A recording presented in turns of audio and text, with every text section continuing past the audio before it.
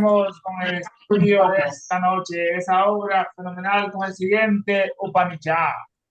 Condúcenos de lo irreal a lo real, falso a lo verdadero, de las tinieblas, la muerte a la inmortalidad, más brillante que el sol, más puro que la nieve, más útil que el éter, ese ser, eres.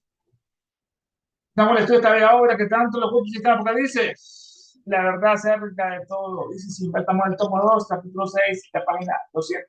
La última sección estuve analizando la objeción que el profesor Cooke podría plantear en nombre de la ciencia moderna respecto a las expresiones herméticas se aplica igualmente a los escritos hieráticos egipcios. Ocultan aquello que se pretendía ocultar. ¿No? Si él pretende beneficiarse del trabajo del pasado, debe recurrir al criptógrafo y no al satírico. Paracelso, al igual que los demás, agotó su ingenio en la transposición de letras, la abreviación de palabras y frases. Por ejemplo, cuando escribía Sutratur, se refería al tártaro. Mutrin significa nitrum, al revés. Y así sucesivamente. No había fin en las supuestas explicaciones del significado de él. Alcajés. Algunos imaginaban que se trataba de un alcalino de sal tártara salatilizada. Una palabra alemana, algei, significa todo espíritu o espíritu. Para Celso solía llamar a la sal como el centro del agua, donde los metales deben de morir. Esto dio lugar a las suposiciones más absurdas y algunas personas como Tauber pensaron que el alcajés era el espíritu de la sal. No se requiere mucha osadía para afirmar que Paracelso y sus colegas ignoraban la naturaleza de las sustancias elementales y compuestas. Puede que no las llamara con los mismos nombres que se utilizan hoy en día, pero su conocimiento queda demostrado por los resultados obtenidos. Hermano, hoy arrancamos con esto. Paracelso es el descubridor del hidrógeno. ¿Qué importa el nombre que Paracelso diera al gas que se desprende cuando el hierro se disuelve en ácido sulfúrico? Se le reconoce incluso por nuestras autoridades más estándares como el descubridor del hidrógeno en 1500, o como dice la ciencia ahora que fue en 1700, no fue en 1500. ¿Qué importa que el nombre que Paracelso, el gran Paracelso, era el médico del siglo XVI? Paracelso tenía una afinidad natural con la filosofía hermética, la neoplatónica y la pitagórica. Como no nos gusta, centrales estos en el Renacimiento. Ya se estaba, o sea, esa edad oscura del oscurantismo en la Edad Media, o sea, ya no se aguantaba pues, esa iglesia. Pues, tenía una cosmovisión ejemplificada por grandes personajes como Marsilio Ficino o Pico de la Mirándula. Aquí le comento en otra parte. La astrología era una parte muy importante en la medicina de Paracelso, la astrología, y él mismo ejercía la astrología, al igual que muchos médicos intelectuales formados en las universidades que trabajaban en Europa en aquella época. Paracelso dedicó varias secciones de sus escritos a la construcción de talismanes, amuletos astrológicos para curar enfermedades. Nos dice que los talismanes curaba cualquier enfermedad en gran para su una figura astrológica y con su magnetismo transmitía su poder como mes. ¿Qué importa el nombre que Paracelso le diera al gas que se desprende cuando el hierro se disuelve en ácido sulfúrico? Es el hidrógeno. Ese gas es un fluido que tiende a expandirse. La materia sólida, lo conocemos el hielo, la materia líquida se derrite el hielo formado el agua, gaseosa se derrite y después se evapora por el sol, sube y se convierte en un gas. Un fluido que se tiende a expandirse y se caracteriza por su baja densidad, como el aire. El gas se expande. No importa el nombre que para hacer le diera al gas que se desprende cuando el hierro se disuelve en el ácido. Esa reacción, el gas que se desprende de esa reacción química es el hidrógeno, el O2 que él descubrió, no el gas. En la época de la alquimia, este fenómeno fascinaba a los investigadores porque el gas liberado era extremadamente inflamable. Ponían fuego y explotaba. Colocabas ese hierro, el hierro sólido, le introducía un líquido, el ácido sulfúrico, y el hierro desaparecía, se disolvía. En la época de los alquimistas, este fenómeno fascinaba a los investigadores porque el gas liberado era extremadamente inflamable. La reacción química explicada. Cuando juntas un metal activo como el hierro, como con un ácido sulfúrico, ¿no? por una reacción de desplazamiento. El hierro toma el lugar del hidrógeno en el ácido. Con la fórmula química, el hierro es el Fe ferro, el hierro, más el ácido sulfúrico, que es el hidrógeno 2, el azufre y el oxígeno 4. Vemos el hierro más el ácido sulfúrico se transforma en el ferrato sulfato frío. Ahí desplazó, vemos, no, el hierro desplazó a lo que es el hidrógeno, el H2. El sulfato de hierro más el H2, digamos que es el hidrógeno que se libera de la reacción.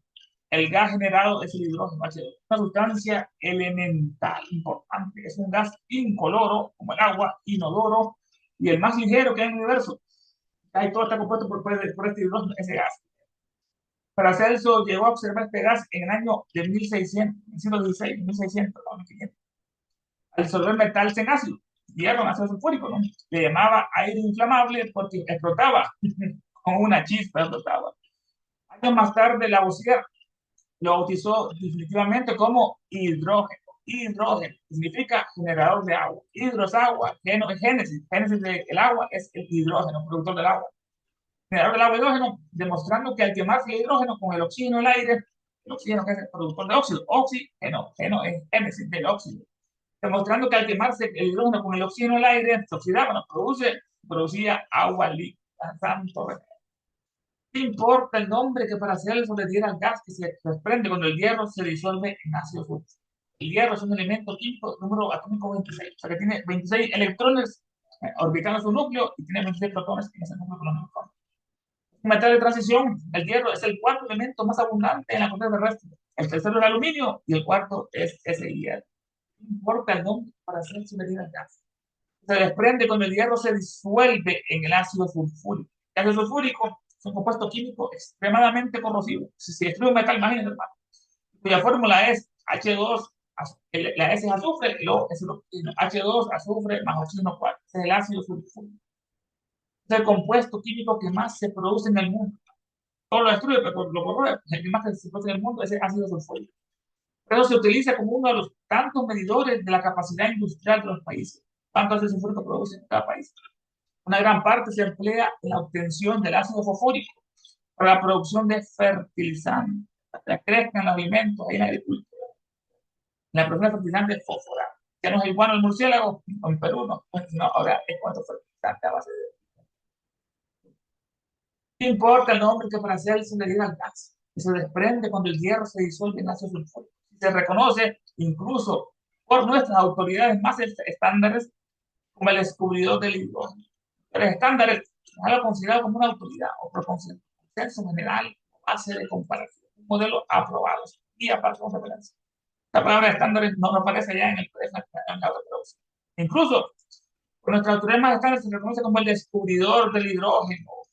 Paracelso fue la primera persona en producirlo y describirlo de forma accidental a principios del siglo XVI, 1500, no fue 1700, 1500, 200 años antes. Incluso se conoce por nuestras teorías más estándares como el descubridor del hidrógeno. El hidrógeno es el elemento químico más ligero y abundante que hay en el universo. No es el agua, no es el hidrógeno, es el agua. El elemento químico más ligero y abundante, no de la Tierra, sino de todo el universo. Es el que compone todo lo que es los soles, el plasma, el grandes soles. El nuestro sol es muy pequeño comparado con los grandes soles de ellos. Es un gas incoloro, inodoro e inflamable. Es el futuro, la energía verde, que no es por combustión por petróleo, no es por petróleo. El universo es el combustible de las estrellas. Es el combustible de esas grandes estrellas, es el hidrógeno, incluido nuestro Sol. Representa aproximadamente las 3/4 partes de la materia de todo el universo. 3/4 partes, no de agua, sino de el hidrógeno. En la Tierra casi nunca se encuentra en estado puro, tomando agua, molécula de agua. Para utilizarlo debe extraerse de compuestos como el agua, H2O, o los hidrocarburos, hidrógeno más no. Su rol como energía, un vector energético. El hidrógeno no es una fuente de energía primaria como el petróleo o el viento, más poderoso. La gente todavía no lo sabe. No es un vector energético, es decir, una forma de almacenar y transportar la energía. Hasta ahora ha llegado a ese punto, que requiere ser producido mediante procesos como la electrolisis del agua. Separa el hidrógeno en el agua, electrolisis. Para el ánodo o al cátodo. Ese es el futuro, hermano. La energía es el hidrógeno, igual que la energía del sol. Ya no va a ser petróleo tan bajo, esa combustión. Ese- ¿Qué importa el nombre que para hacer subir al gas que se desprende cuando el hierro se disuelve en gas? Se le reconoce incluso por nuestras autoridades más estándares como el descubridor del hidrógeno. En los soles, Ernesto, perdón, ¿sí, disculpa hermano? que te interrumpe. No escuché lo último que dijiste de referente a lo del sol. El sol, en el sol ocurre algo que es la fusión nuclear, donde el hidrógeno, lo que es su núcleo, se juntan con más núcleos de hidrógeno para formar el helio. Y esto desencadena, hermano, una liberación de energía inmensa. Y esa energía es la que produce que nosotros tengamos la vida aquí en la Tierra, nos puede esa luz, que expande ese sol hacia la planta, la fotosíntesis, que nos genera ese oxígeno. Estamos hablando de los hidrógenos, que es uno de los compuestos principales del universo, las cuartas partes de todo eso, y lo comparamos con la energía del petróleo. No sé si te queda claro, hermano, sobre eso. Sí, muchas gracias, Ernesto. Ahí pregunta cuando quieran. ¿Qué importa el nombre que para hacer eso diera el gas que se desprende cuando el hierro se disuelve en ácido sulfúrico? Y le reconoce incluso por nuestras autoridades más estándares como el descubridor de ese elemento número químico. El número uno dice, bueno, en la Tierra inflamable. Esto lo dice Joman en su obra Chemistry Química, en la página 199. Él lo toma de esa obra. Y de W.B. Kimher, que era un fellow de la Royal Society de Inglaterra, su obra Química Inorgánica. Este Joman, que lo comenta en otra parte, nació en 1821. Edward, un célebre escritor, editor, conferenciante, divulgador científico y médico de Estados Unidos.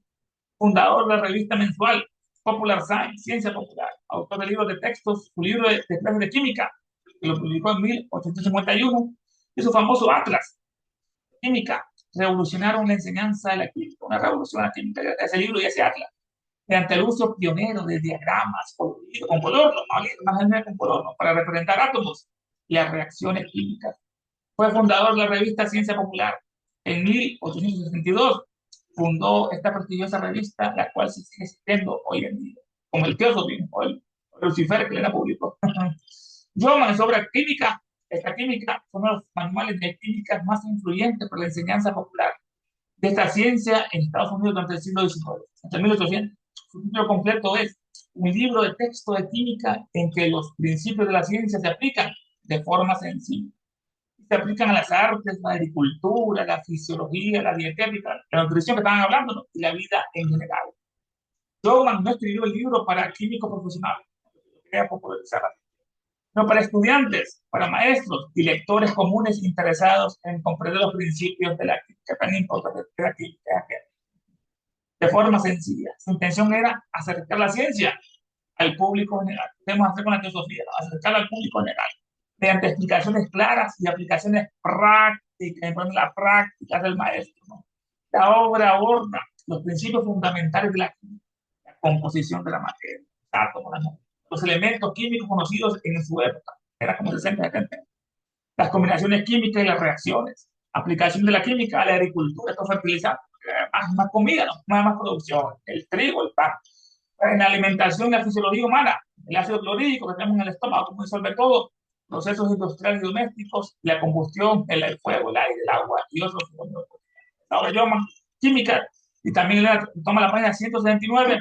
Aquí Jorman menciona que para Celso descubrió el gas inflamable, que ahora conoce Jorman, es una autoridad, liberado por acción de ácidos sulfúricos sobre ciertos metales, lo que posteriormente sería reconocido como el hidrógeno. W.S. Kenker, otro químico, William Babbage, educador químico, astrónomo también, divulgador científico británico de la era victoriana. Su relevancia histórica radica en su rol como pilar en la educación popular en Reino Unido y los Estados Unidos, en la segunda mitad del siglo XIX, ayudando a democratizar el conocimiento, democratizar el conocimiento para todos de la química inorgánica. Se formó en una época de profunda revolución educativa en el imperio, caracterizada por la transición de una enseñanza científica puramente teórica, ante la teórica y aristocrática, para los ricos, hacia una basada en la utilidad industrial y la masificación técnica. Se doctoró en ciencia, fue un PhD de alto nivel en la ciencia, adquiriendo una sólida base metodológica no solo en química, sino también en física elemental y astronomía. También este King era miembro FR, era un fellow. Su destacada labor pedagógica y sus conocimientos del cosmos, como arriba abajo, le abrieron el ingreso como miembro formal, fellow, la prestigiosa Real Sociedad Astronómica de Inglaterra. Esta distinción certificaba que formaba parte de la élite de intelectuales científicos de la época, permitiéndole interactuar con los principales avances de la física, de los gases y las observaciones espaciales. Fellow, en su obra, Kimmer, La química inorgánica. Es su obra cumbre, Química Inorgánica, publicada en 1870, antes que todas las digitales. Su mayor legado fue la publicación de su manual de texto, Química Inorgánica adaptada para estudiantes de primaria. Los niños de la escuela para que aprendan la química desde temprano. El libro se convirtió en un estándar educativo gracias a sus enfoques particulares. Pero uno tenía hidrógeno como patrón absoluto. Puede dar el paso número uno y lo compara el peso del hidrógeno con todo el paso. Entonces comienza con el hidrógeno, pues viene el helio, el número dos. En su obra Kinger defendía el uso del hidrógeno como la base atómica del universo. Otros teósofos han dicho lo mismo, pero que la tabla no es periódica, sino que es espiral. Se mueve tres a la izquierda, regresa al centro y tres a la derecha, formando un tornado. Eso va creando 7 elementos en cada uno de ellos. En su obra, King defendía el uso del hidrógeno con la base atómica del universo, tomándolo como la medida estándar del peso número uno que tiene él para calcular el peso y volumen del resto de los elementos. Lo compara con el hidrógeno, todo lo demás. Pragmatismo pedagógico. Eliminó la retórica compleja de los antiguos tratados de alquimia y de la química teórica. Estructuró el libro mediante preguntas de repaso detalladas, importantes. Esa obra, lo que es la clave de la teosofía, que le hace un día una pregunta y respuesta entre teos, una divinidad y otro que pregunta. Dice, también estructuró el libro mediante preguntas de repaso detalladas, tablas claras de reacciones y resúmenes directos diseñados específicamente para superar las rigurosas evaluaciones estatales. Los exámenes, divulgación de la materia gaseosa, estamos con los gases. Dedicó amplias secciones a los gases, hidrógeno, oxígeno, nitrógeno, que es el origen del nitrógeno en este caso, explicando de manera sencilla cómo aislarlos en laboratorios escolares y modestos. Importante, ¿no? Hacer por así. Yo manché y el señor Clint. Su mérito es el mismo. Su mérito es el mismo de Paracelso. Y aunque Van Helmont pudiera haber ocultado bajo el nombre de virtudes seminales su conocimiento del hecho de que las sustancias elementales conservan sus propiedades originales, que al entrar en compuestos solo se modifican temporalmente, nunca se destruyen. No por ello deja de ser el mayor químico de su época, Van Helmont, ¿no? Y un par de los científicos modernos actuales, el gran Van Helmont de Paracelso. Su mérito es el mismo de Paracelso, que murió el hidrógeno, su mérito es el mismo. Y aunque Van Helmont lo mostró bastante, él consideraba el aire y el agua como los dos elementos básicos del universo. Aire y el agua, como decía que él todo. Tales de Mileto, y al agua como el principal constituyente de la materia, es el agua, el principal constituyente de la materia es el agua. Creyó probar su hipótesis cuando realizó su célebre experimento del sauce durante 5 años, que ya lo hemos analizado, hermano, midió la cantidad de tierra en pequeña maceta.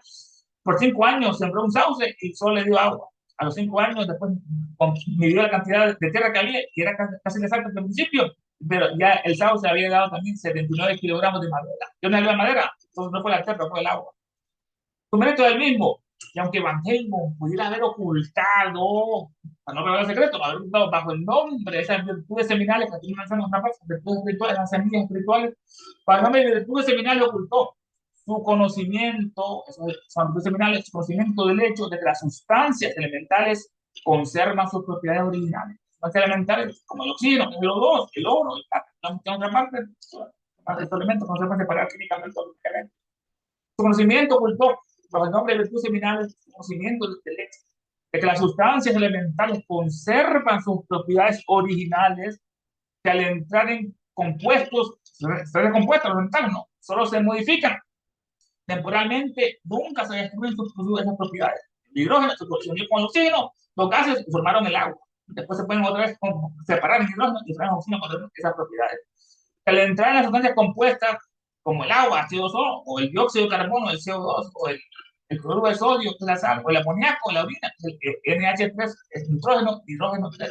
Sustancia olor fuerte formado por los gases nitrógeno e hidrógeno.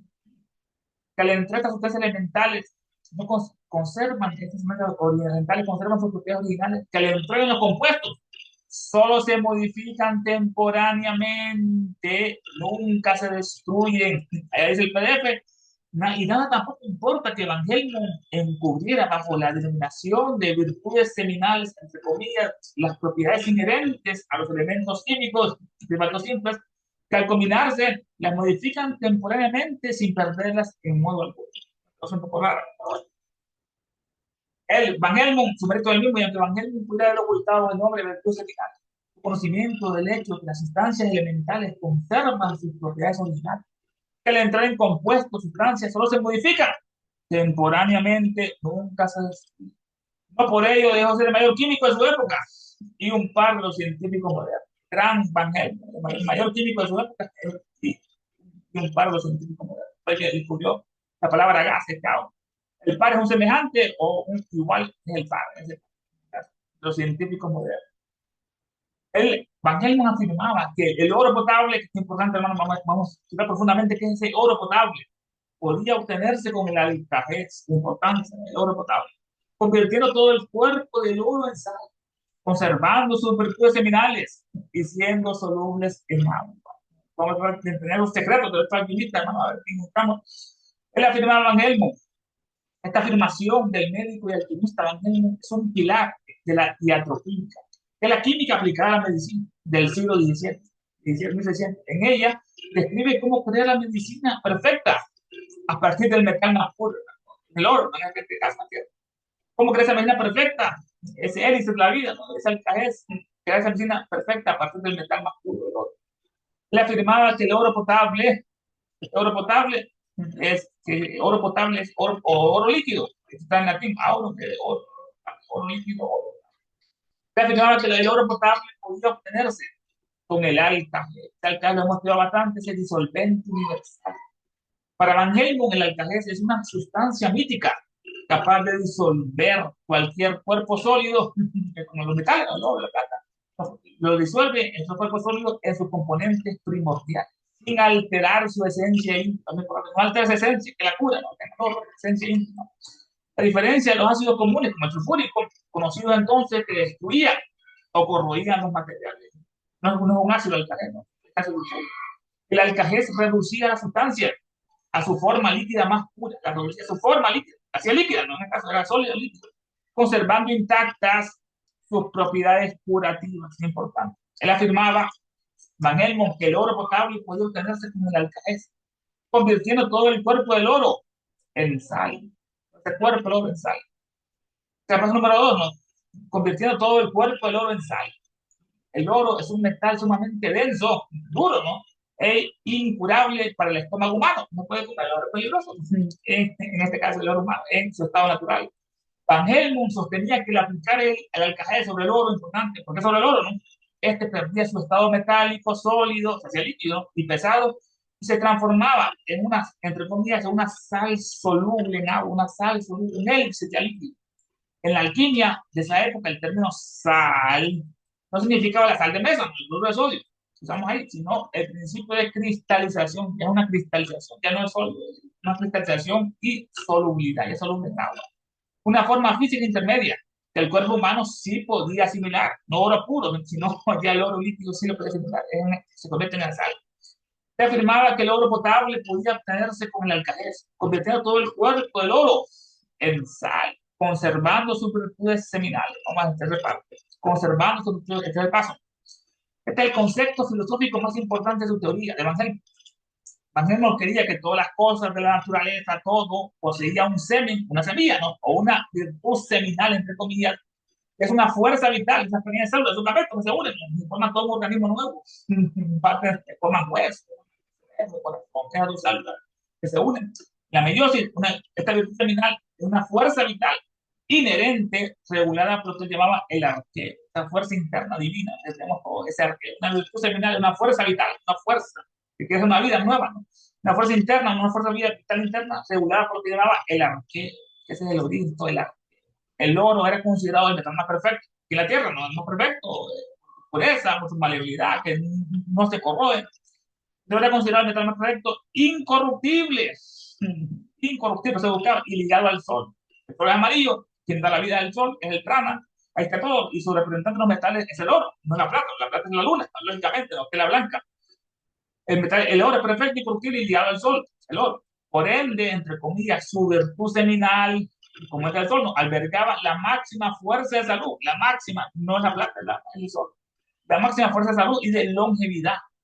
Y la regeneración importante. Lo importante del proceso era destruir la corteza del metal, la impureza, sin dañar esa energía viva medicinal que estaba internamente. Este es el paso número 3, la virtud seminal. Le afirmaba que el oro potable podía obtenerse con el alqués, convirtiendo todo el cuerpo del oro en sal. 2, observando sus virtudes seminales. 3, y el último, diciendo soluble en agua, ya ese día, diciendo soluble en agua. Diciendo esta sal específica convertida, soluble en el agua. Se puede hacer una solución en esta parte. El oro potable, el cuarto paso, el último. El oro potable, que es soluble en agua. El resultado final de esta operación era el oro potable, entre comillas. Al lograr que el oro se transformara en una sal soluble en agua, en el caso 3, ¿no? Se creaba un elixir líquido, el elixir de la vida, esa era la principal, donde el paciente podía beber, entre comillas, la vida del oro, o del sol, la vida del oro de manera directa. Los alquimistas consideraban que este remedio era una panacea, la panacea que todo lo curaba, una panacea, una medicina universal para cualquier enfermedad, capaz de curar cualquier enfermedad y prolongar la juventud. Es oro potable. En resumen, Van Helmont explica que para curar a los enfermos, Ernesto, ¿sí, hermano? ¿y si era así? Sí, claro que sí, hermano. Estamos en el estudio del misticismo oriental y occidental, la alquimia, claro que sí, hermano. Por eso es que Paracelso curaba a tantas personas por su magnetismo, también por sus talismanes que producía astrológicamente y pues también porque ellos tenían contacto con ese alcajez, con ese oro. Ya vamos a ver una fórmula de oro, una imagen acerca de esa medicina, hermano. Se regeneraba. Dice que Apolonio de Tiana, hermano, no murió a los 100 años.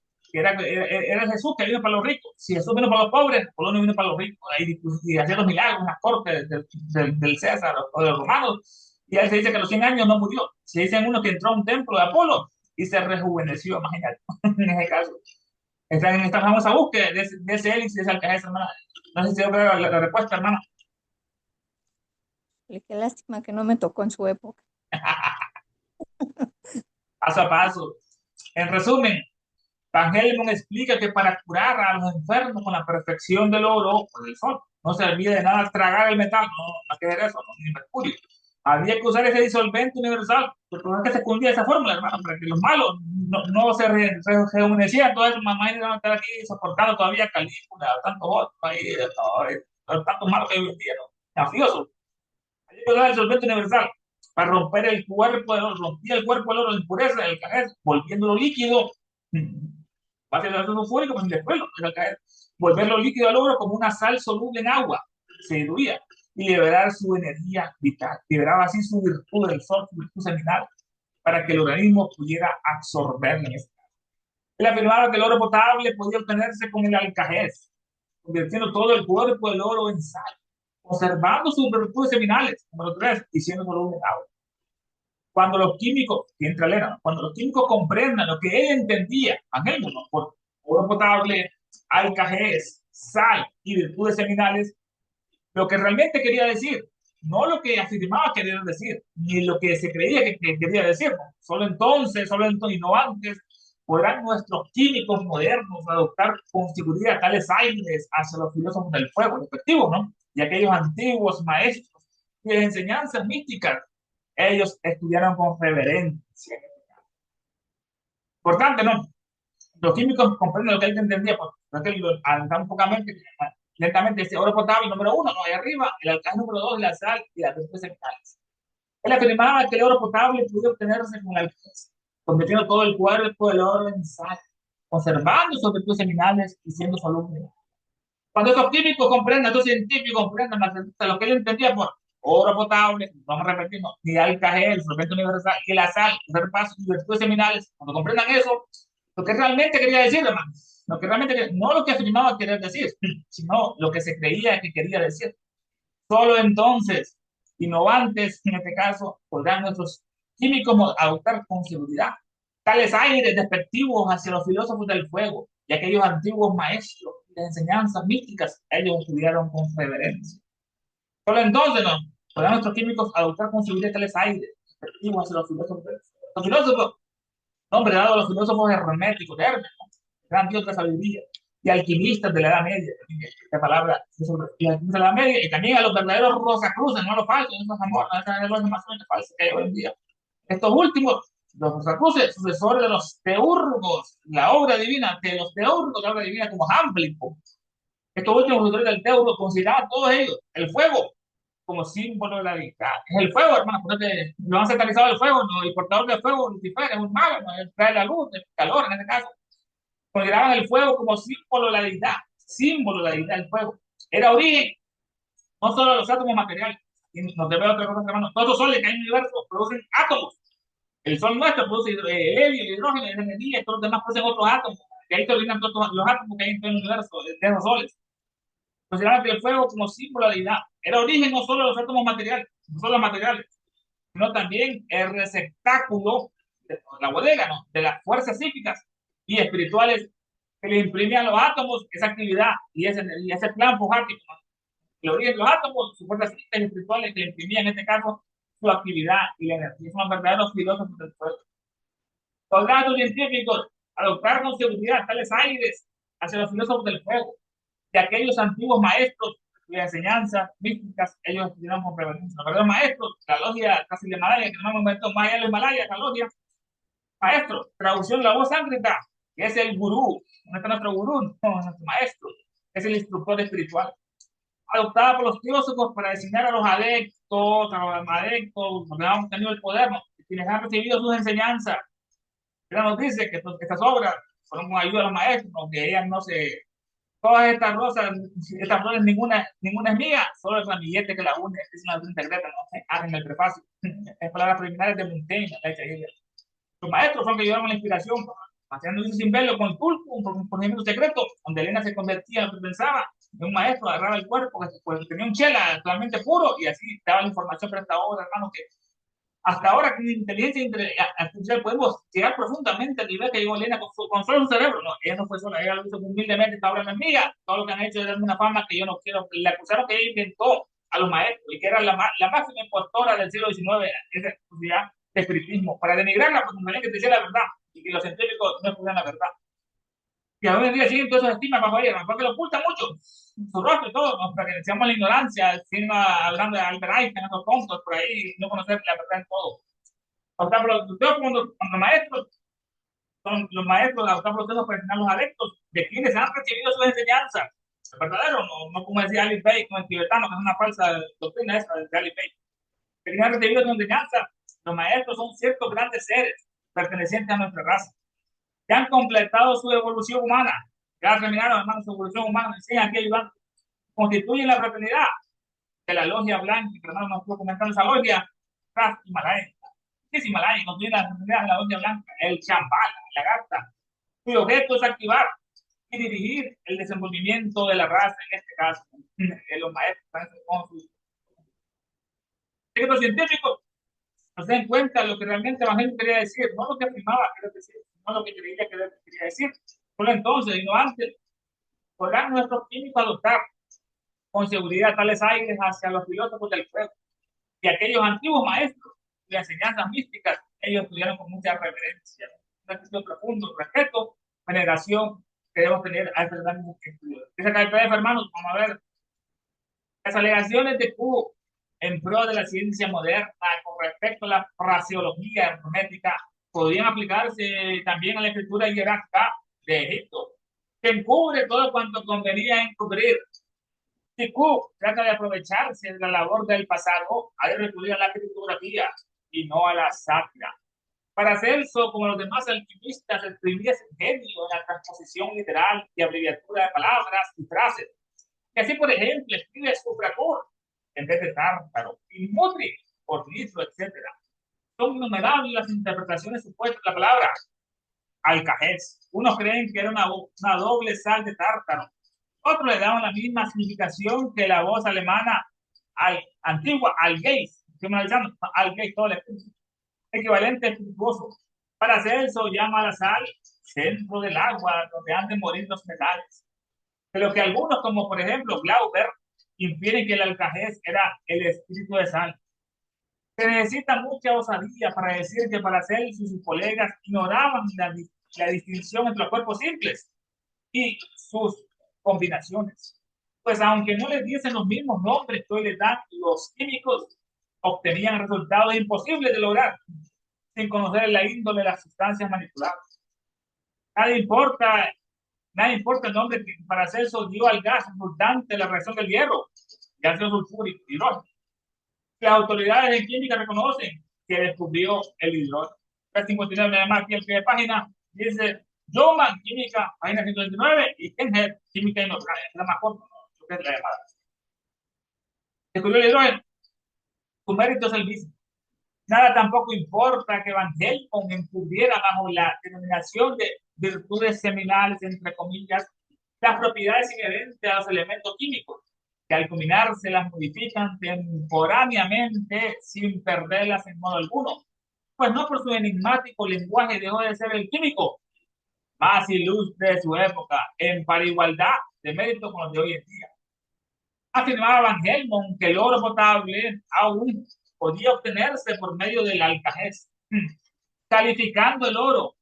Una traducción, hermano, no es la conversión calificando del oro de suerte que si perder sus virtudes seminales, entre comillas, se disolviera en el agua. Cuando los químicos sepan, no lo que Van Helmont decía que entendía, ni lo que se supone entendía, sino lo que en realidad entendía por oro potable, alcajés, sal y virtudes seminales, podrán definir su actitud respecto a los filósofos del fuego y a los antiguos maestros cuyas místicas enseñanzas respetuosamente siguieron. Para comentarios, puntos de vista, opiniones, los micrófonos están para ustedes.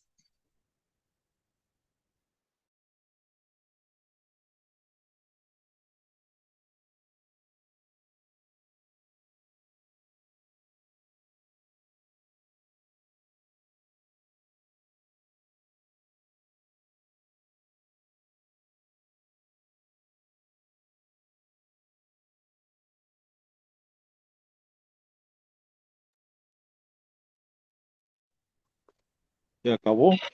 A ver, hermano, Tony, hey.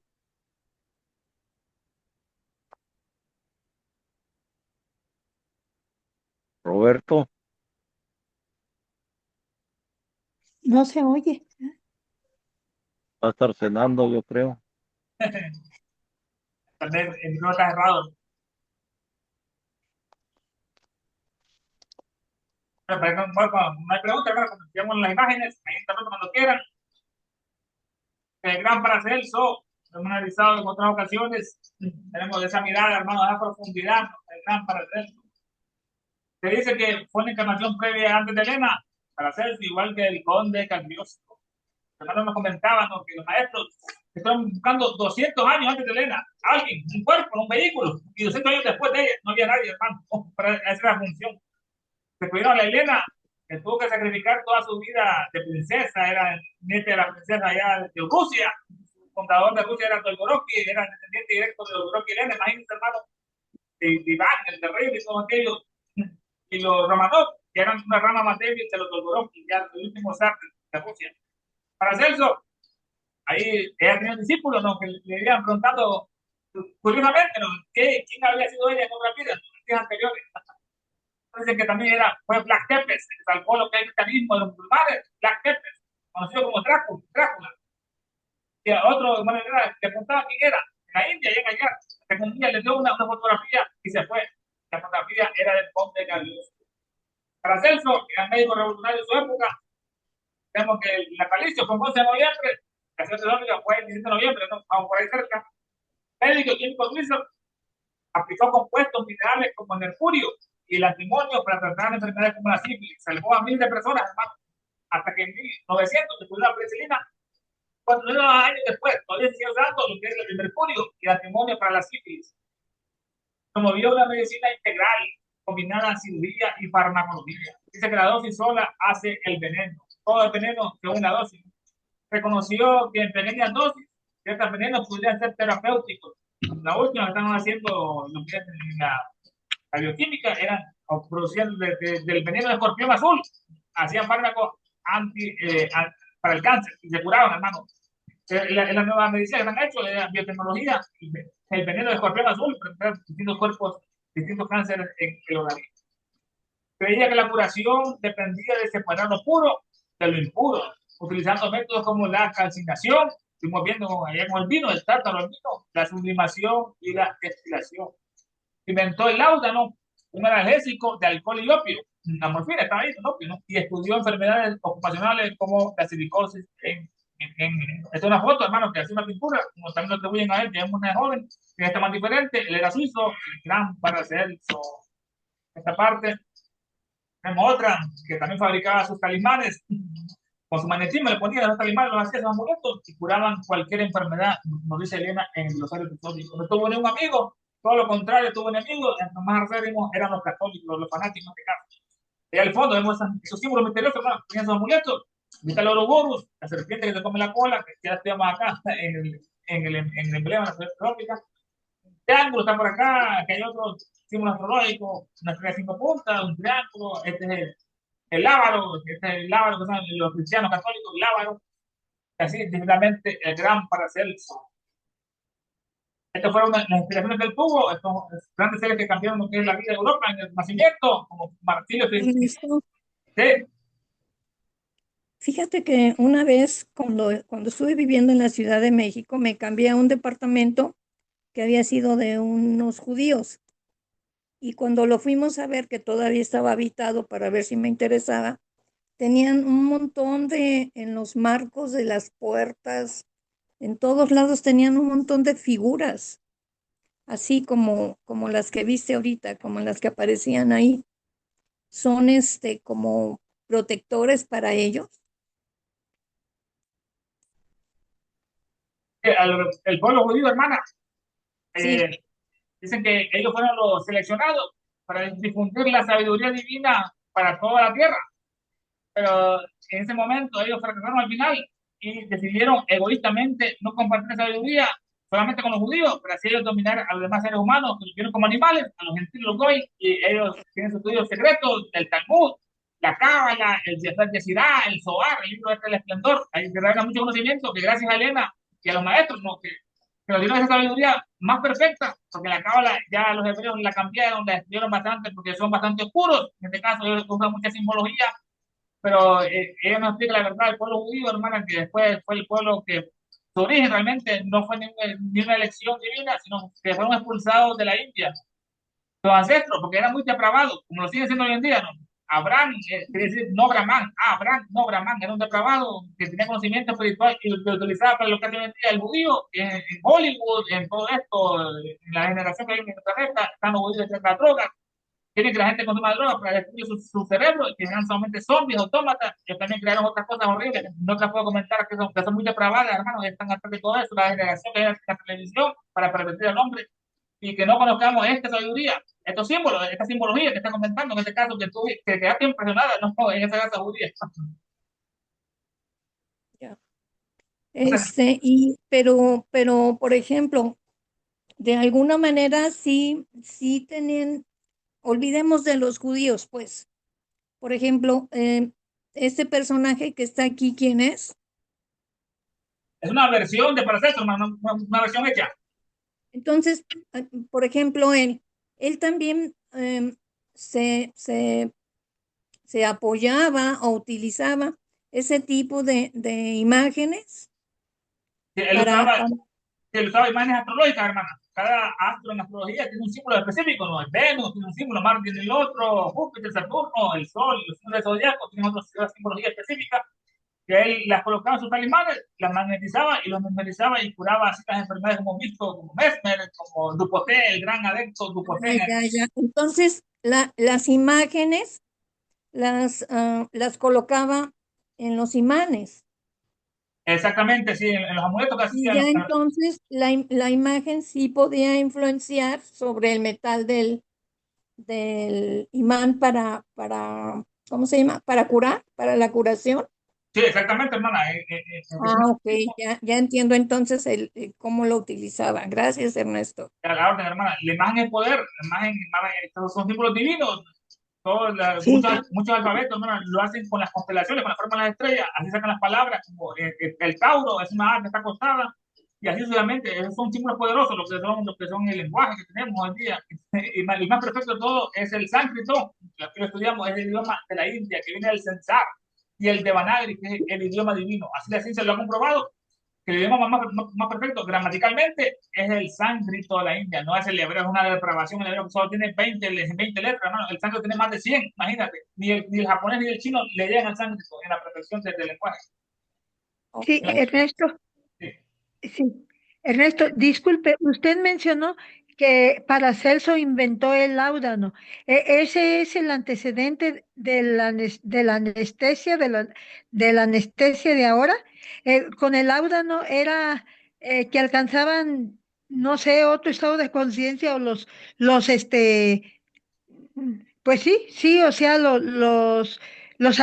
un tipo de anestesia, el láudano. Exactamente, hermana. Él fue el que descubrió esto de que usaba el opio, del opio que es la morfina.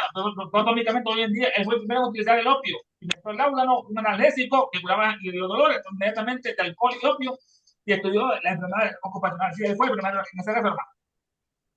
Descubrió la virtud del Pero, opio para lo que ¿por para qué? lo Perdón. que Sí, habla. gracias, sí. Sí. A la otra, ¿Por hermana. qué, por qué lo usaban los mineros? No, el que también estudió enfermedades ocupacionales, como la silicosis en los mineros, que ellos se enferman de tanto aspirar el sílice, se destruyen sus Ah, bronquios, ya que crean veo. una sustancia ahí, y también descubrió estas enfermedades ocupacionales el gran Paracelso. Porque estaban respirando todo eso, ¿verdad? En las minas. Sí, se enfermaban exactamente con una gran bronquitis crónica porque no podían expulsar de los alveolos esa capa de sílice que le formaba por la respiración. Ok, gracias. Hermano, a la orden. Paracelso, aquí tenemos, hermano, estas fueron las figuras que me inspiraron a él. En la edad del nacimiento en Florencia, en la hermosa ciudad, la Florencia, no Da Vinci, estaba este Ficino, estaban los grandes otros, Pico de Mirácola, que nos analiza, que fue al Vaticano y publicó ahí un reto, iba a retar a cualquier católico, cura, obispo, hasta el Papa, a ver si podía vencerlo en su doctrina que le había descubierto. Y él venció, fue al Vaticano y venció a Pico de Mirácola.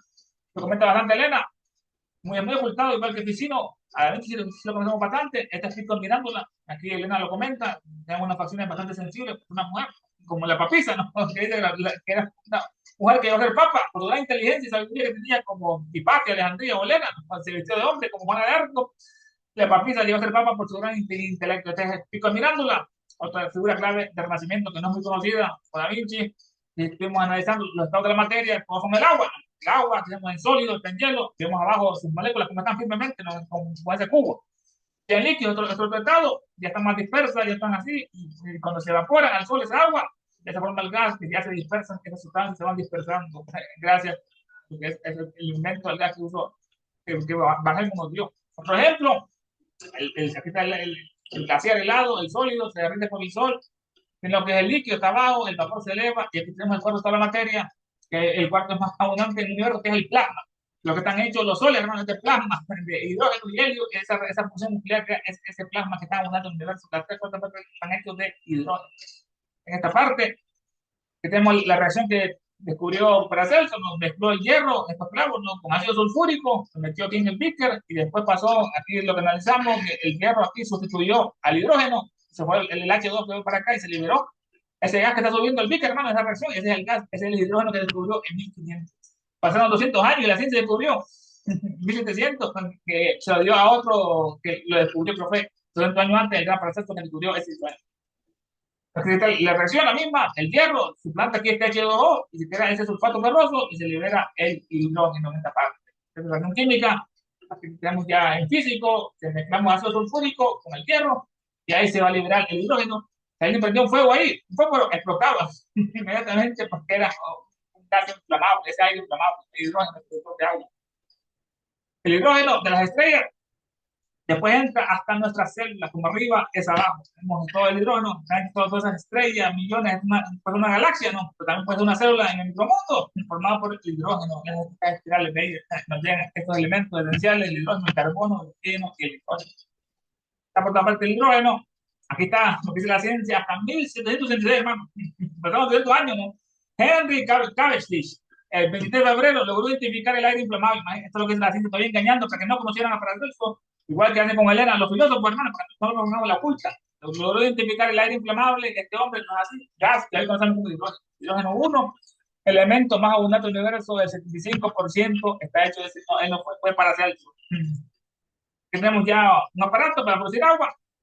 Tenemos aquí el hidrógeno, tenemos esta manguerita que llega y lo transforma, libera el hidrógeno, se mezcla con el oxígeno y forma el agua. Aquí tenemos que se llena, por ese aparato ya llamamos ese de un hidrógeno medical, acá, hidrógeno. También hablamos del hierro, mezclar el hierro con el hidrógeno, con el ácido sulfúrico, es el elemento número 26 de la tabla periódica. Su historia y su descubrimiento, las primeras evidencias de su uso, provienen de objetos fabricados como hierro meteórico. De los meteoritos, hermano, hace rico en hierro y níquel, como cuenta de hace más de 5.000 años en Egipto. Ya el hierro fue hasta 1200 a.C. Lo han descubierto en las tumbas de faraones, Tutankamón, encontraron una daga hermosa de hierro. ¿Y cómo es posible que fue en el año 3000 a.C. y que tuvieron que era un hierro de meteorito, hermano?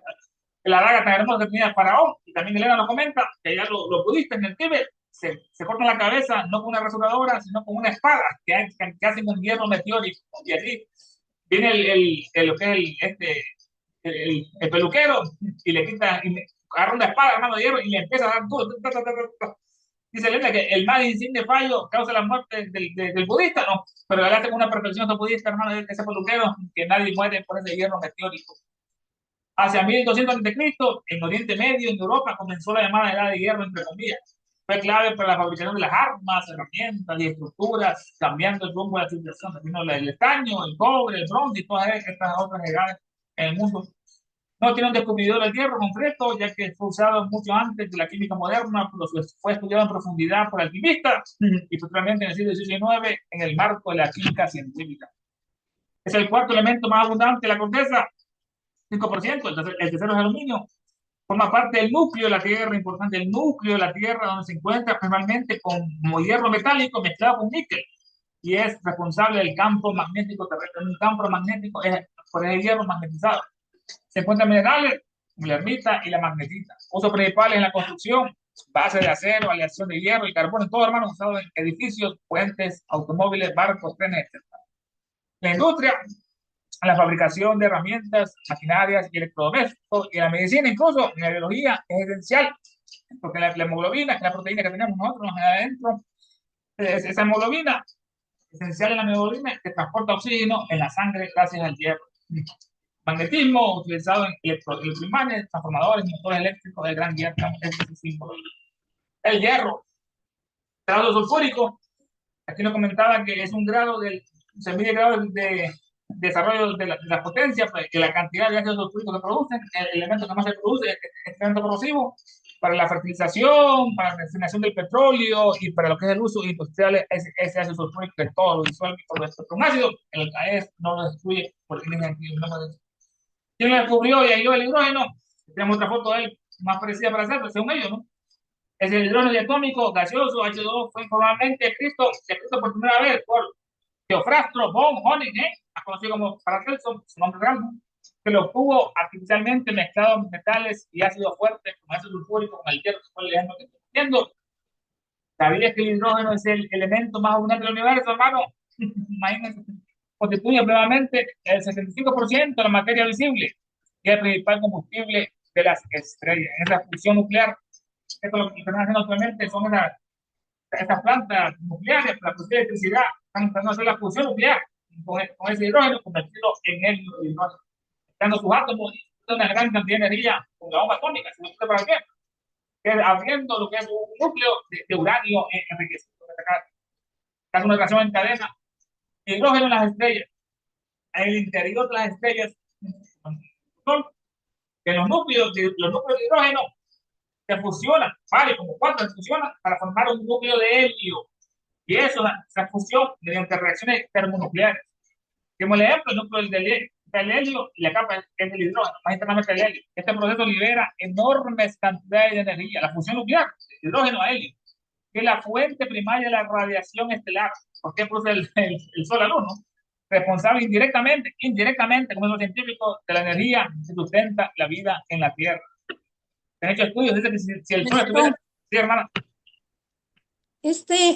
ya ves que inflan los globos con helio. ¿Es ese mismo? El gas helio, sí, también lo utilizan como es muy ligero, lo han descubierto para hacer inflar los globos. ¿Y, y cómo lo sacan? ¿De dónde lo sacan? No, pues el proceso químico del petróleo, hermana, ya el hombre ya ha podido, ya por el grado de civilización que tiene en la química, ya ha podido aislar estos gases y los puede comercializar, en este caso, más con también con el hidrógeno verde, que ya muchos buses usan hidrógeno verde, no usan ni sol ni combustible, no se mueven por hidrógeno verde en este caso. O sea, lograron aislar pues, el helio en este caso, hermana. No, perdón, pero no te entendí de dónde lo obtienen. Por Eh, ejemplo, porque venden los tanquecitos de helio para que tú infles tus globos. Entonces, por eso me llama la atención de dónde lo sacan. Si es un gas. sí, hermana, de la atmósfera, hermana, ya lo aíslan, pues ya que tiene el grado Recu- científico. recuerda, Ah, ¿recuerdas que la pitonisa de Grecia, de estos gases que salían de entre las entrañas de la Tierra, los solía creo que para predecir, no me acuerdo, para predecir las cosas cuando alguien le pedía que qué iba a suceder? Son estas vírgenes que se impregnaban, olían este olor a gases. Entonces ellas a través de estos gases se soltaban diciendo cosas. Pero yo una vez en una fiesta que ahora esos gases de helio o de nitrógeno llenan los cilindros. Eso los producen porque acá hay una compañía que se llama que hace, que hace el nitrógeno y el oxígeno para los hospitales, para los enfermos. Es un gas curativo, los producen, pero también son dañinos porque los niños de ahora, los jóvenes de 10, 12, 14, 16 años, hacen fiestas en su casa. Cuando estuve en Los Ángeles, llenaban globos y los tenías que absorber. Lo llenaban de helio, de oxígeno, de nitrógeno, no sé qué era. Y cuando se inflaba, te lo ponías en la boca y lo absorbías todo de un jalón hasta donde aguantaras. Y de repente querías hablar y no podías hablar, salía una voz delgadita, delgadita. Y luego como que se entume la cabeza un poco, son como 5 minutos, máximo de 10, de ahí no pasa. Y después se vuelve a quitar los efectos. Eso lo aprendí porque los niños hicieron fiesta y me dijeron que probara uno. Entonces, cuando yo lo ingerí y quise hablar, no podía porque se me hizo una cara muy fea, también se me arrugó la cara. Ay, Jorge. Entonces, se rieron de mí, mis primos y mis sobrinos se rieron cuando empecé a hacer los gestos. Todo esto es base porque todo lo que se te presenta es parte de un aprendizaje, pero a veces cuando son cosas ya muy mayores que uno no puede preguntarse por qué están pasando, pues uno se sonsaca. Pero, pero pues no, todo bien, ¿no? Pero sí salen estos gases primero de la atmósfera y los científicos empiezan a estudiarlos.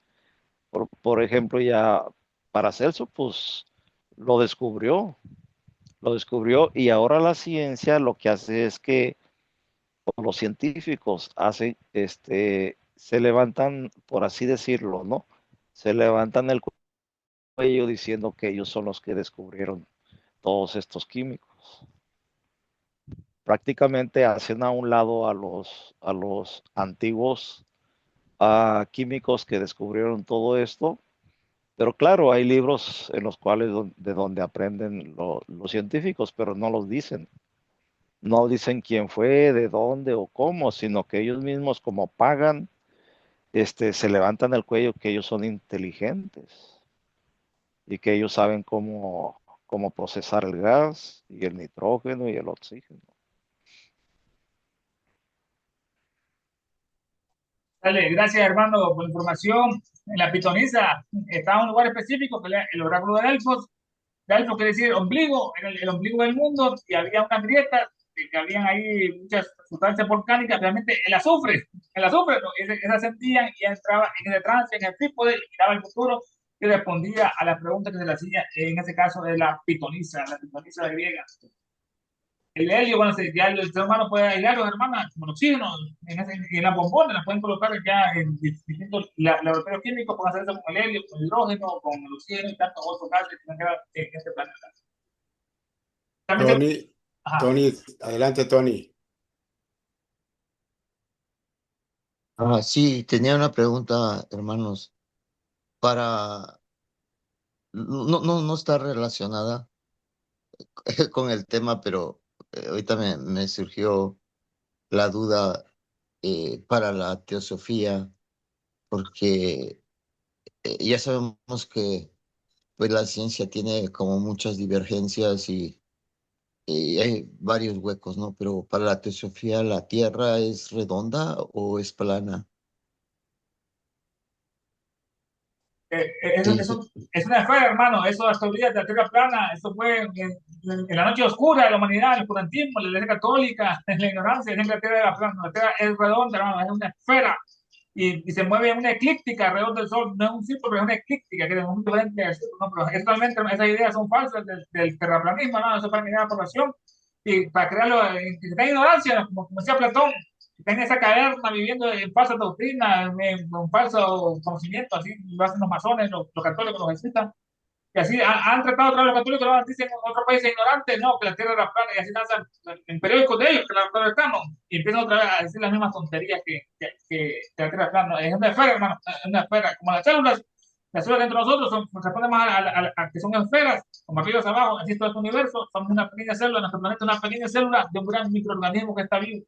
Así como tú tienes billones trillones de células dentro de ti, que todas actúan como un organismo vivo, como se llama un organismo, no una organización, o que todos luchan por ese bien común que es la vida compartida entre tus células que forman ese organismo. ¿Has hecho la respuesta, hermano? ok, muchísimas gracias, hermano. Dale Muchas a la hora. gracias. La Dulce, para la pregunta de Dulce, así, rápida, el hidrógeno se produce de compuestos, por ejemplo, agua y combustibles fósiles. Y todo esto lo hacen mediante diversos procesos químicos y físicos. Es así, brevemente, cómo se produce el hidrógeno. Claro, como ya se mencionó, está por todas partes también, ¿no? Está en el aire, bueno, está por todas partes, pero no sé si esa era la pregunta que tenías, Dulce. Sí, sí, de hecho sí, y bueno, también con respecto al oxígeno, porque siempre me pregunto, a mí me traen oxígeno, Ujú. este, pero pues finalmente, ¿de dónde lo sacan? Para cargar, ¿de dónde cargan el oxígeno? Pues O sea para que, rellenar los cilindros. sí, o sea que lo atrapan, ¿verdad? Así es, ¿cómo lo atrapan? ¿Cómo lo...? Sí. En laboratorios químicos. Habría que ver cómo eso me imagino, eso está accesible en la internet, toda esa información. Sí, claro. Creo que creo que vienen de las empresas, por ejemplo, de Pemex, todo ese gas lo producen del petróleo. Una parte sale petróleo, otra parte sale diésel, otra parte sale gasolina, lo procesan. Por ejemplo, Rusia distribuye gas a ciertos países. Si se fijan ahora con las guerras, los barcos van llenos de gases y de petróleo, Bueno, cosa que el oxígeno se produce principalmente a través de la fotosíntesis de las plantas, ¿verdad? Y de las algas y algunas bacterias. Es así, rápido, ¿no? Entonces, es como lo producen para comercializarlo. Claro, hay procesos y todo eso. El que quiera estudiar esto está accesible la información. los laboratorios lo atrapan y lo aíslan, hermano, y Sí. después lo comercializan, sea el gas, el oxígeno, el nitrógeno, el helio, y toda esta cantidad de...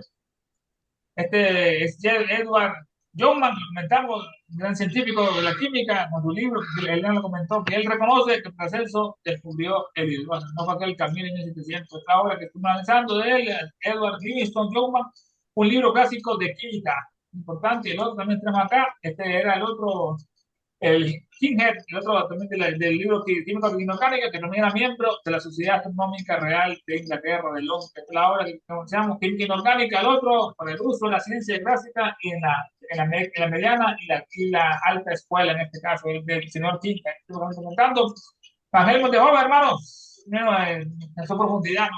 Ese perfil, ¿no? Esa frente amplia, el semblante, la mirada del gran Paracelso, el descubridor de los gases. En el caso de este documento que hemos estudiado varias veces, pidió a una maceta que había 90 kilos de tierra y sembró aquí lo que es el sauce, que tenía solo 5 años, hermano, lo regó, y después de 5 años midió la tierra que había, 89,99 kilogramos, faltaba uno para el 90, ¿no? Y pero había sacado 76,1 kilogramos de leña. Ese sauce, hermano, ¿dónde vino esa materia? No fue el agua, no fue la tierra, y no, fue del agua, los 5 años que regó el gran Paracelso. El oro potable, que la hermana comentó, lo que dicho, aprender ese oro potable de esa copa, hermana, tomarla y rejuvenecerse o curar cualquier enfermedad. El oro potable, que estamos analizando cómo lo describía, cómo salinizar lo que es aquí la alquimia, está muy de moda, es el oro potable, el nombre es una bebida de oro, o col trans de car, y así curaban cualquier enfermedad, como hemos analizado, que aislaban el oro, como representa el sol, sus virtudes, la renovación, la salud, la longevidad, el espíritu del oro, el sol, que hay un sol en esta publicidad, hay un sol allá en el oriente, está en un océano, y está tomando ese oro que le debe curar todas las enfermedades. Esta obra de oro potable, que tenemos al maestro con su alumno, están buscando esas piedras filosofales, sea el cajés, arriba están las 4 nombres innombrables, las 4 letras inefables, ¿no? que quien las descubre como Jesús, se hace un Dios casi poderoso en la tierra. Dicen que Jesús descubrió ese nombre inefable en Egipto, y por eso él curaba enfermos, caminaba sobre el agua, ya manejaba esos aires vitales, el prana, el upana y el udiana. Tiene una simbología clásica, los libros estos herméticos, la pluma, la calavera, el fuego, estas imágenes de ese oro potable, hermano, que cura las enfermedades. Que tenemos el sol arriba, que tenemos también, para que están haciendo aquí en la tierra el oro, ¿no? Que está el intermediario, nuestros dioses, tiene ahí su vara, el sol y la luna en sus pies, tiene ahí arriba su clásico casco con unas alas, nos lo ponen en los pies. Estas son figuras de la alquímica. Elena nos dice que la química y la alquimia comenzó en Egipto. El nombre de alquímica o química viene de Can, que Can era el nombre del antiguo Egipto antes, donde consideraban que el máximo maestro era la mujer, no era el hombre, que tenía 10 edificios, el hombre tenía 9, por eso era más perfecta para eso, dice ella en la doctrina secreta sobre la alquimia. Tenemos los filósofos del fuego, los verdaderos Rosacruces, que son filósofos hermáticos, que dice que los científicos no deben de burlarse de ellos, hasta que sepan naturalmente que se decía Paracelso, Panelmo, acerca del oro potable, virtudes seminales, la sal y la alcaez, el verdadero Rosacruces, no lo falso. Que tenemos una simbología más hermosa, la verdad Rosacruz, ¿no? La rosa del espíritu, y la cruz del cuerpo, diariamente se está crucificando a ese espíritu de esa rosa. Con el antiguo Egipto, el faraón, la serpiente aquí arriba, el buitre, la pirámide, tenemos aquí el sol, otra manifestación del sol, aquí la esfinge, el sol con una mano, la ayuda que nos da, pues, el sol, la luz, la fotosíntesis, el oxígeno, todo nos da ese sol poderoso del fuego. Dicen ellos, los teurgos de estos Rosacruces, los de fuego, que el fuego es el símbolo del dinero. Otros hacen unas técnicas que hacen, le escriben un papel, le dicen todo lo que tú deseas, y después lo llenan, y después lo meten a los fuegos sin leerlo, y después las cosas dicen cierto grupo. El fuego es el símbolo de la divinidad, es el origen y la muerte de toda cosa, es el fuego. Los soles producen todos estos átomos materiales que hay en el cosmos, lo produce el fuego, esos soles, ¿no? Son fábricas de átomos diferentes en este mundo gracias a ese sol. Tiene una convicción, estas estrellas ancestrales, el cuerpo humano, cómo entramos, dice que nuestro cuerpo, bueno, vienen átomos del cosmos, vienen todos, ¿no? Estrellas ancestrales, miles de años, las estrellas después se destruyen las supernovas y dispersan toda la cantidad de materia que explotan. Ahí sale el carbono, el oxígeno, el hierro, el calcio, crean nubes estelares, la nebulosa, enriquecida con carbono, oxígeno, hierro y calcio, ese hierro entra en los huesos, en la célula, ¿no? Formación del sol, los sistemas solares, la célula antigua, la supernova, los átomos se destruyen, tienen una visión de esos átomos en este caso. que al final comentaba el verdadero maestro, hermano, los que inspiraron a la sociedad, ¿no? Que después de tanto oscurantismo, dieron permiso, porque las fuerzas oscuras habían hecho un libro totalmente tenebroso, que era El Capital de Carlos Marx, que fue financiado por Engel y por otros Rothschild, por los ricos de allá, los ricos judíos, para destruir el mundo, para prohibir la religión, hermano. Lo que el marxismo promueve es el ateísmo científico, una civilización sin religión. Vemos lo que pasó con la URSS, la Unión Soviética, después, estos países que colapsaron por el gran nivel de depravación, le quitaron la religión, totalmente depravados los hombres y mujeres, solo pensaban en comer y hacer otras cosas, hermano, y no tenían pensamiento alto y sublime, pero tuvo a Elena la autorización de maestro para comunicar la doctrina secreta en contraposición a lo que es el capital de Carlos Marx. El otro maestro, el de ella era el maestro M, una visión de grande maestro, hermano, que se llama el Conde, y su gran Elena nos describe maravillosamente la biografía del Conde en el tercer episodio. El maestro Cache, otro maestro que tuvo nuestra querida Elena, los maestros vemos su qué mirada, hermano, lo que transmiten esa semblanza, ¿no? Esa paz, esa serenidad, ese conocimiento, ¿no? El maestro M, el maestro Elena, que era, lo vio primeramente. ¿Este es el maestro M, Ernesto? Sí, sí. Moria. Moglia. Sí, este es el maestro Elena, que primero lo miró psíquicamente en sueño, y era quien lo protegía. Elena sufrió varios accidentes de niña, era muy impetuosa, se montó a un caballo rebelde y de repente se fue cabalgando muy rápido y ella cayó del caballo y misteriosamente, hermano, su cabeza no golpeó la tierra en todo ese movimiento que tuvo así. Entonces dice, ¿qué pasó? Le preguntaron a ella, ¿no? Ella dice que su maestro y le había cuidado. Cuando fue a Londres, después la gran exposición que hubo en el Crystal Palace, fue la primera vez que lo miró físicamente, objetivamente al maestro, porque venía en una embajada del Tíbet, de Oriente, y él lo miró a Elena en ese desfile, quedó totalmente impactada, iba directamente a ir a hablarle, pero el maestro hizo una seña, que después, le hizo así con la mano, que después iban a hablar. ¿Quién fue fue el maestro el que ella vio, Moria, sí, que el maestro, reconoció y que ya había visto en sus sueños? exactamente, el maestro M, Moria. Ok. Y lo conoció ahí en Inglaterra, en esa exposición del Crystal Palace, en ese desfile donde venían los orientales. Él estaba parte de una comisión, entonces le dijo que después pues, él se le iba a tirar, pero hay mucha gente, ¿no? Entonces él hizo una seña con las manos, que después iba a hacer contacto y al día siguiente se le encontró misteriosamente en un parque, estaba caminando y ahí encontró físicamente a su maestro y le comentó la misión que iba a tener, que iba a tener que viajar por el mundo, iba a tener que ir a Estados Unidos, conocer a su alma gemela para fundar la sociedad de Teosóficos en ese mapa. Y Elena escuchó toda su misión y la cumplió sin protestar, hermano. Se fue de Francia, de Europa, la gran Elena siguiendo a su maestro, ¿no? El Conde. Una pregunta, Ernesto. Ese hermano. Está el maestro Kutumi, Moria, Sí, maestro y hay M. una S, ¿a quién corresponde la S? El Conde San Germán. A Serapis, se llamaba Serapis Bey. La S, sí es, creo que Olco tuvo que ver con ese maestro. Ok. Gracias. Claro, hermano.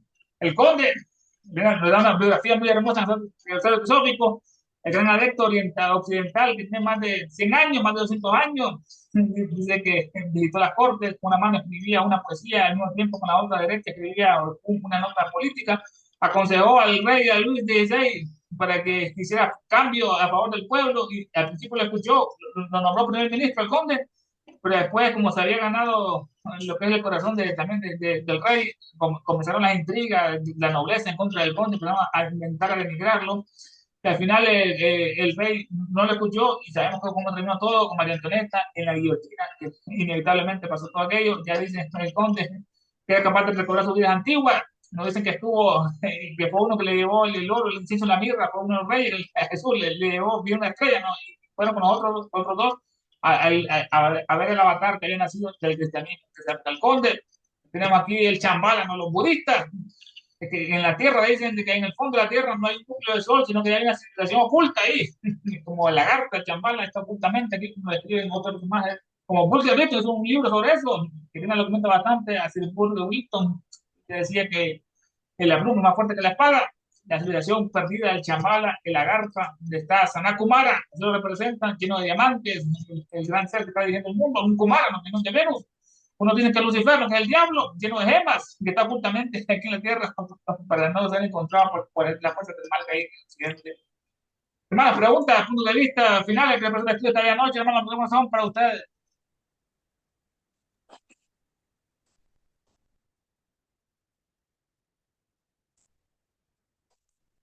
Gracias, Ernesto. Sí, gracias. Podemos cerrar de una vez. Cerremos con este Ernesto, poema adelante. dedicado a nuestra querida Elena.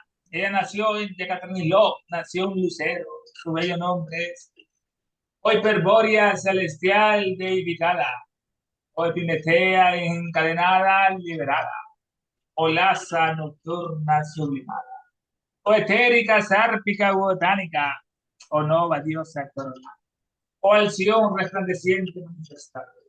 Que tu luz descienda hacia nosotros, que la fuerza se encienda y que el gran Kumara prevalezca. Todo aquel que sienta uno contigo, por lo tanto que se una con todos los demás. Despertad, criaturas olímpicas, es hora de volver a la superficie. Él volverá. La orden prevalecerá. Si hay felicidad, ciencia y amor, un satanato a ir por ahí. Hermano, hasta la próxima. Gracias, buenas noches a todos.